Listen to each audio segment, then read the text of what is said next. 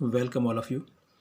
Continuing the Sargassum, today we will discuss about life cycle in it. In Sargassum, diplontic life cycle is present. Diplontic life cycle means diploid sporophyte plant in the life cycle alternates with a few haploid cells or gametes. So, true alternation of generation is absent here. Now, we discuss in detail the sexual reproduction in Sargassum. Sexual reproduction is oogamous. विषम युग्म की प्रकार का लैंगिक जनन जो है sargassum के अंदर पाया जाता है।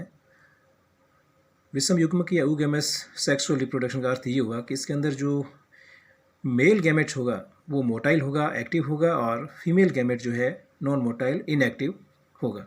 तो इस तरह के दो गैमेट्स के बीच में कोई फ्यूजन होता है तो वो ऊगेमस टाइप का सेक्सुअल रिप्रोडक्शन कहलाता है।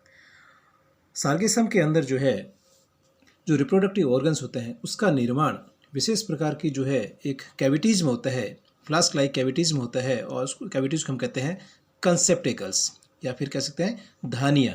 और ये कंसेप्टिकल्स क्या होता है कि जो है एक विशेष प्रकार की ब्रांच जो स्पोरोफाइट होता है, जो स्पोरोफिटिक थैलस होता है, उस पर विशेष प्रकार की ब्रांच पाई जाती है जिसे रिसेप्टिकुलर ब्रांच कहते हैं। उस रिसेप्टिकुलर ब्रांच पर जो है ये कंसेप्टिकल्स डेवलप होते हैं। और मेल रिप्रोडक्टिव ऑर्गन्स इसके अंदर जो है वो एंथ्रीडिया होता है और फीमेल रिप्रोडक्टिव ऑर्गन ऊगोनिया होता है। एंथ्रीडिया और ऊगोनिया दोनों ही जो है अलग अलग कंसेप्टिकल्स पर डेवलप होते हैं। तो इस तरह से मेल कंसेप्टिकल्स पर जो है एंथ्रीडिया डेवलप होगा और फीमेल कंसेप्टिकल्स पर जो है ऊगोनिया डेवलप होगा। सार्गेसम की जो है मैक्सिमम स्पीसीज मोनोशियस या वेलिंगाश्रयी होती है। और इसमें जो है जिस तरह से फर्टाइल कंसेप्टिकल्स जो लीफ पर, स्टेराइल कंसेप्टिकल्स जो लीफ पर पाए जाते हैं, उसी तरह से फर्टाइल कंसेप्टिकल्स की स्ट्रक्चर भी जो है वैसे ही होती है। और स्टेराइल कंसेप्टिकल्स और फर्टाइल कंसेप्टिकल्स, स्टेराइल कंसेप्टिकल्स जो है वो लेटरल्स या लीव्स पर पाए जाते हैं, और फर्टाइल कंसेप्टिकल्स जो है वो किस पर पाए जाते हैं, रिसेप्टिकुलर ब्रांच के ऊपर पाए जाते हैं। दोनों में फ़र्क ये है कि जो स्टेराइल कंसेप्टिकल्स है उसमें जो क्रिप्टोब्लास्ट या क्रिप्टोस्टोमेटा पाए जाते हैं उसमें से जो है पैराफाइसिस का जो है वो पैराफाइसिस निकलते हैं, और यहाँ पर जो है एंथ्रीडियम और ऊगोनिया का डेवलपमेंट होता है। तो सबसे पहले हम देखते हैं डेवलपमेंट ऑफ कंसेप्टिकल्स। जो धानियाँ विकसित होती है रिसेप्टिकुलर ब्रांच के ऊपर, उसका विकास, उसका निर्माण जो है कैसे होता है। तो ये हमारे सामने कुछ डायग्राम जो बनाए गए और उसमें हम देखते हैं कि इसमें जो है धानी का विकास या कंसेप्टिकल का विकास रिसेप्टिकुलर ब्रांच पर जो एपिकल सेल्स होती है, जो शीर्षस्थ कोशिका होती है, उसके एक पास में एक आउटर सेल होती है, उसके द्वारा होता है। और यह सेल कहलाती है आउटर सेल कंसेप्टिकुलर इनिशियल। अब देखिए ये कंसेप्टिकुलर इनिशियल सेल है जो किस पर डेवलप हो रही है, रिसेप्टिकुलर जो ब्रांच है उसकी किसी एक सेल से जो शीर्षस्थ कोशिका है उसके पास स्थित एक आउटर सेल से हो रही है। तो ये कंसेप्टिकुलर इनिशियल हो गया। और अब ये कंसेप्टिकुलर इनिशियल सेल जो है बाकी सेल से साइज में बड़ी होती है, मैक्सिमम प्रोटोप्लास्ट के अंदर होता है। और अब क्या होगा, इसकी ग्रोथ जो है इस सराउंडिंग सेल से काफ़ी जो है कम होती है, और इसकी वजह से क्या होता है कि इसके डेवलपमेंट से पहले जो है इस सराउंडिंग सेल्स का डेवलपमेंट हो जाता है, ज़्यादा हो जाता है, विषम विभाजन हो जाता है, और ये जो कंसेप्टिकुलर इनिशियल सेल्स जो है ये जो है इसके सराउंडिंग सेल से घिर जाती है। अब देखिए पहले ये आउटर जो है दिखाई दे रही थी, अब इसके बीच में आ गई, पूरी तरह से इस सेल से, पास वाली सेल से घिर चुकी है। तो अब ये जो है इस कंसेप्टिकुलर इनिशियल सेल में जो है एक ट्रांसवर्स डिवीजन होता है, एक ऑब्लिक ट्रांसवर्स डिवीजन होता है। और ऑब्लिक ट्रांसवर्स डिवीजन के बाद इसमें जो है दो कोशिकाएं बन रही है। भाई जो ट्रांसवर्स डिवीजन हुआ है उसके बाद में इसमें दो कोशिकाएं बनी, और जो अपर सेल है वो टंग सेल कहलाती है, और जो लोअर सेल है उसको हम बेसल सेल कहते हैं। अब आगे देखिए इसमें क्या होता है कि जो टंग सेल है उसमें जो है लगातार रिपीटेडली ट्रांसवर्स डिवीजन होते रहते हैं और एक अनब्रांच्ड फिलामेंटस स्ट्रक्चर बन जाती है। यहाँ पर इसमें ट्रांसवर्स डिवीजन होंगे और इस तरह से, और एक जो है फिलामेंटस स्ट्रक्चर बन जाएगी। लेकिन जो बेसल सेल है उसमें ट्रांसवर्स डिवीजन नहीं होते हैं, बल्कि लगातार वर्टिकल डिवीजन होते हैं। इस तरह से ये वर्टिकल डिवीजन होते हैं और बहुत सारे जो है इस तरह से सेल्स हमें नज़र आती है, जैसे इस डायग्राम हमें नज़र आया है। अब ये जो है एक फ्लास्क लाइक कैविटी में जो एक लेयर बन जाती है कि जो बेसल सेल उसमें लगातार वर्टिकल डिवीजन हुए और उस डिवीजन के बाद में इसमें एक लेयर बन गई इस फ्लास्क लाइक कैविटी में, और ये लेयर कहलाती है फर्टाइल लेयर।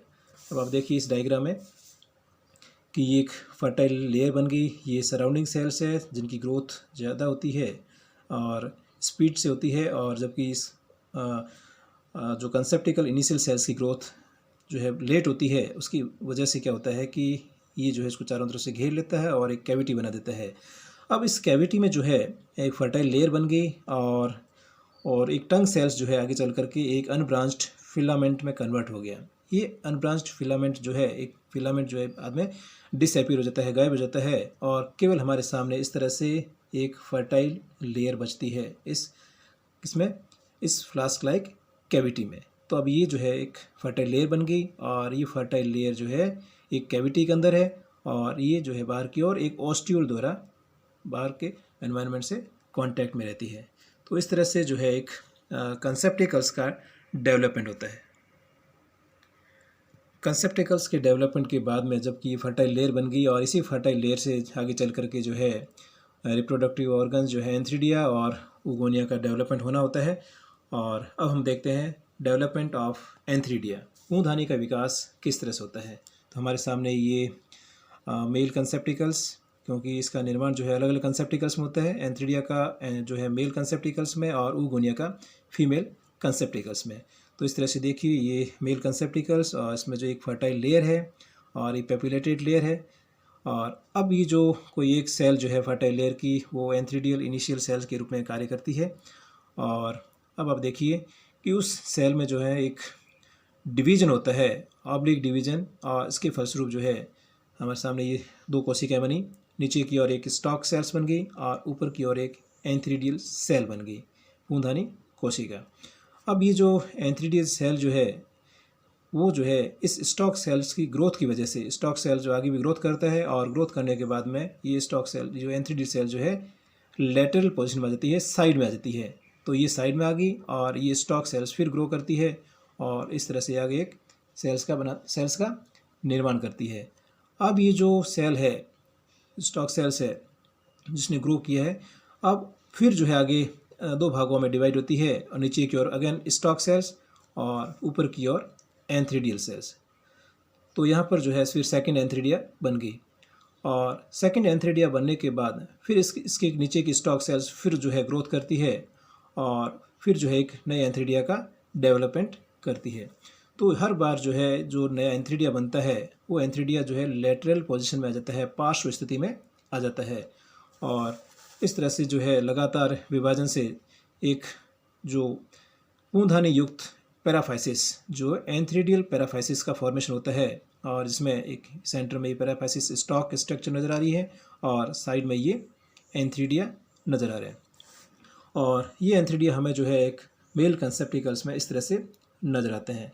ये बीच बीच में पैराफाइसिस और ये एंथ्रीडियल सेल एंथ्रीडिया हो गया और उसके नीचे स्टॉक हो गया, और ये पूरे के पूरे जो एक फ्लास्क लाइक कैविटी में जो है अरेंज्ड है, और ये जो है ऑस्ट्यूल्स बाहर की ओर रिलीज होते हैं।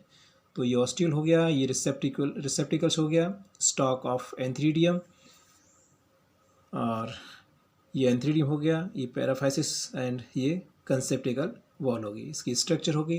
अब हम देखते हैं कि एंथ्रीडिया जो है यहाँ से ऑस्ट्यूल द्वारा बाहर की ओर मैच्योर होने के बाद बाहर की ओर रिलीज हो जाते हैं, बाहर की ओर आ जाते हैं, स्टॉक से टूट जाते हैं और यहाँ से ऑस्ट्यूल से बाहर की ओर आ जाते हैं।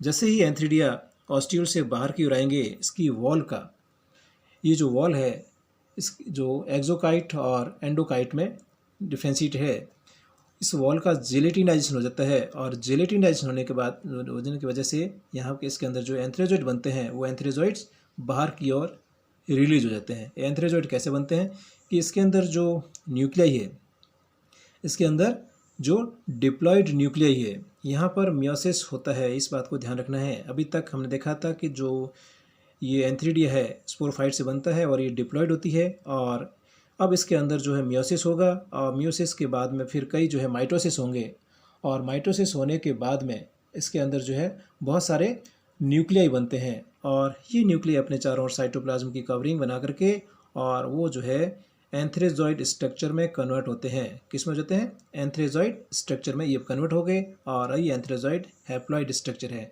तो इस एंथ्रीडियम के अंदर बहुत सारे एंथ्रेजॉइड बन जाते हैं। तो इस एंथ्रीडियम के अंदर इस तरह से बहुत सारे एंथ्रेजॉइड बन जाएंगे। ये एंथ्रीडियम यहाँ से बाहर की ओर निकल जाएगा ऑस्टियोल से, और इसकी जिलेटिन जो है, इसकी जो वॉल है उसका जिलेटिनाइज हो जाएगा, और यहाँ से फिर ये एंथ्रेजॉइड बाहर की ओर रिलीज हो जाएंगे। तो ये एंथ्रेजॉइड यहाँ से बाहर आ गए, और ये बाइफ्लैजिलेटेड कंडीशन में है, और ये आगे चल करके फिर ऊगोनिया की ओर मूवमेंट करते हैं। अब हम देखते हैं डेवलपमेंट ऑफ ऊगोनिया। अंडधानी का विकास किस तरह से होता है सार्गेसम के अंदर, और ये एक फीमेल कंसेप्टिकल्स, और इसमें जो एक फर्टाइल लेयर है, वो फर्टाइल लेयर जो है ऊगोनियल इनिशियल सेल के रूप में काम करती है, साइज में इनलार्ज हो जाती है, राउंडेड स्ट्रक्चर।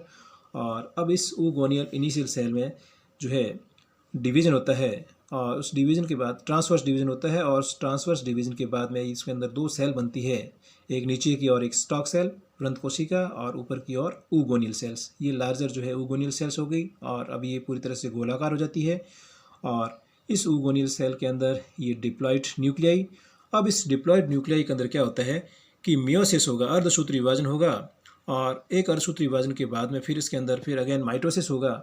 तो फिर क्या होगा कि जो है मियोसिस के बाद 4 न्यूक्लियाई, और उसके बाद फिर माइटोसिस, और 8 केंद्रक इसके अंदर बन गए। और अब जो है 8 केंद्रक जो या 8 न्यूक्लिएट स्टेज है इसके अंदर, उसमें से एक न्यूक्लियाई जो है वो सेंटर में आ जाता है, जो फंक्शनल न्यूक्लियाई के रूप में काम करता है, और बाकी जो 7 न्यूक्लियाई है वो पेरीफेरी पर चले जाते हैं, इस ऊगोनियल सेल के पेरीफेरी पर चले जाते हैं। तो हमें इस तरह से ये नज़र आते हैं, और वो बाद में फिर डिसइंटीग्रेट हो जाते हैं। तो केवल एक ही फंक्शनल न्यूक्लियाई बचता है, और बाकी सारे के सारे डिसइंटीग्रेट हो जाते हैं। अब इस ऊगोनियम के अंदर जो है, इस ऊगोनियम के चारों ओर 3 तरह की ट्रिपल लेयर्ड वॉल का फॉर्मेशन भी होता है, एक्सोकाइट, मेसोकाइट और एंडोकाइट। ये ट्रिपल लेयर्ड ऊगोनिया बन गई।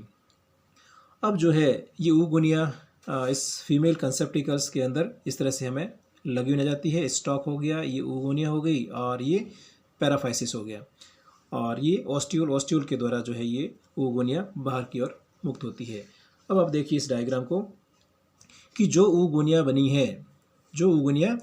है वो ऊगोनिया जो है जैसे ही इस ऑस्टियोल से बाहर की ओर आएंगे, जैसे ही इस ऑस्टियोल से बाहर की ओर आने होते हैं, उस वक्त इसकी जो एक्सोकाइट है, जो बाहर की वॉल है, उसका जिलेटिनाइज हो जाता है, और ये जो एक्सोकाइट है वो एक जो है जिलेटिनस स्टॉक का निर्माण करता है, जिलेटिनस स्ट्रैंड का निर्माण करता है, जो कि इस फ्लास्क लाइक फीमेल रिसेप्टिकल्स से जुड़ी रहती है। तो आप देखिए ये ऊगोनिया है, लेकिन यहाँ पर इस जिलेटिनस स्टॉक से, यहाँ से इस फ्लास्क से जुड़ी हुई, अभी भी जुड़ी हुई है, और इस तरह से ये इससे अटैच रहती है। और अब यहाँ से ये ऊगोनिया यहाँ से बाहर की ओर रिलीज हो गया। तो इस तरह से ऊगोनिया का डेवलपमेंट। उसके बाद हम देखते हैं फर्टिलाइजेशन। अब फर्टिलाइजेशन से पहले जो है एंथ्रेजॉइड इस ऊगोनियम को चारों तरफ से घेर लेते हैं, और उसके चारों तरफ से आप देखिए ये एंथ्रेजॉइड है, और एंथ्रेजॉइड जो है एंथ्रीडियम से निकल करके और इस एंथ्रेजॉइड को ओवम को जो है ऊगोनिया को घेर लेते हैं चारों तरफ से। और ये बाइफ्लैजिलेट स्ट्रक्चर है, एक फ्लैजिला के द्वारा जो इससे जो है ये अटैच रहते हैं, उसमें एंटर होने की कोशिश करते हैं, और सेकंड फ्लैजिला के द्वारा इस पर ये मूवमेंट करते हैं। तो ये बहुत सारे एंथ्रेजॉइड्स इसके चारों तरफ, उसमें से कोई एक ही एंथ्रेजॉइड इसमें एंटर हो पाता है, बाकी सारे नष्ट हो जाते हैं। अब ये जो एंथ्रेजॉइड इसमें एंटर हुआ, और इसका जो है मेल न्यूक्लियाई इस फीमेल ऊगोनिया के फीमेल न्यूक्लियाई से फ्यूज होकर के और जाइगोट बनाता है। अब ये ट्रिपल लेयर्ड जाइगोटिक वॉल हो गई ये पूरी, और ये डिप्लॉयड जाइगोट। तो यहाँ पर जो है हैप्लॉइड स्टेज केवल एंथ्रेजॉइड के द्वारा और ओम के द्वारा ही शो हो रही है, बाकी सारी की सारी डिप्लॉयड स्टेज है। इसकी वजह से सार्गेसम की लाइफ साइकिल को हम क्या कहते हैं, डिप्लॉन्टिक लाइफ साइकिल कहते हैं। तो अब ये जाइगोट के अंदर ट्रांसवर्स डिवीजन हुआ और ट्रांसवर्स डिवीजन के बाद में दो सेल बनी, अपर सेल और लोअर सेल। और फिर लोअर सेल आगे जो है राइजोइडल सेल में कन्वर्ट होती है और अपर सेल में फिर जो है पेरिक्लाइनल और एंटीक्लाइनल डिवीजन के द्वारा इस तरह से ऊपर का पोर्शन इसका थैलोइड स्ट्रक्चर का फॉर्मेशन होता है। और ये फिर राइजोइड्स जो है अपने जो है सबस्ट्रेट पर अटैच होता है और ये ऊपर वाला पोर्शन जो है क्या करता है, एक सार्गेसम के नए थैलस को रिप्रोड्यूस करता है। तो इस तरह से इसके अंदर जाइगोट के अंदर रेस्टिंग पीरियड नहीं होता है और जैसे ही जाइगोट बनता है तुरंत ही जर्मिनेट हो जाता है। हालांकि अभी तक हमने देखा था कि जो जाइगोट जो ऊगोनिया है वो फीमेल कंसेप्टिकल्स में जो उससे अटैच है, उस जिलेटिनस स्ट्रैंड से अटैच थी, लेकिन जैसे ही जाइगोट बनता है तब क्या होता है कि वो जिलेटिनस स्ट्रैंड जो है हट जाता है, इसकी वॉल जो है ये भी रप्चर्ड हो जाती है और फिर जो है जाइगोट पूरी तरह से उस ऊगोनियल वॉल से फ्री हो जाता है। तो वहाँ से ये जाइगोट फ्री हो गया और बिना किसी रेस्टिंग स्टेज के ये जाइगोट जर्मिनेट होता है, उसमें डिवीजन हो गया और इस तरह से राइजोइडल सेल बन गई और राइजोइडल सेल जो है सबसेट से अटैच हो जाती है और बाकी वाला पोर्शन जो है सार्गेसम के जो है मेन एक्सिस को रिप्रोड्यूस करता है, बनाता है। तो इस तरह से ये सार्गेसम के अंदर डिप्लॉन्टिक लाइफ साइकिल पाया जाता है। Thank you.